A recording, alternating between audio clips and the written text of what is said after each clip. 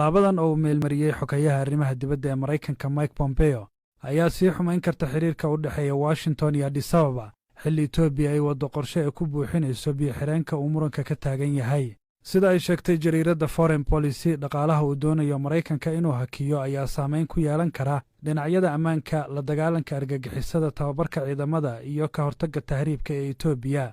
jariiradda oo soo xigatay mas'uuliyiin ka tirsan Koongareeska ayaa sheegtay inay dhici karto in lacagtaasi ay ka yaraato 130 milyan ee hadda la qiyaasay. haddii ay dhaqangasho hakintaasi, waxay caqabad ku noqon kartaa qorshaha Itoobiya ay ku buuxinayso biyo-xireenka, sida ay qabaan khubarada ka faallooda xiisadda ka taagan webiga Niil. mas-uuliyiin ka tirsan Itoobiya ayaa horay u sheegay in Maraykanka uu xaglinayo dhanka Masar, dalkaasi oo doonaya in heshiis laga gaaro buuxinta biyo-xireenka.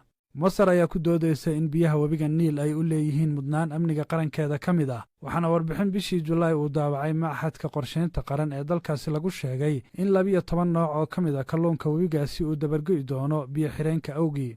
wadaxaajoodkii ugu dambeeyey ee wasiirada arrimaha biyaha ee dalalka Masar, Itoobiya iyo Suudaan ay Jimcihii ka yeesheen arrinta biyo-xireenka ayaa ku soo idlaaday natiijo la'aan.